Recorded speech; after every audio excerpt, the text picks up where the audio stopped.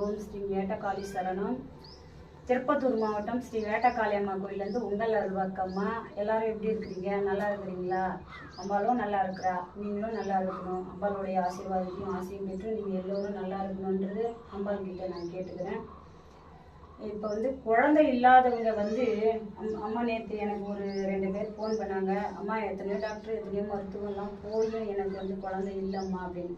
இப்போ 2 பேர் இங்கே அம்மாளோட கிட்ட வேண்டுதல் வச்சு இப்போ 2 பேர் 8 வருஷம் குழந்தை இல்லாதவங்க 2 பேருக்கு அம்மா குழந்தைய கொடுத்துருக்குறா.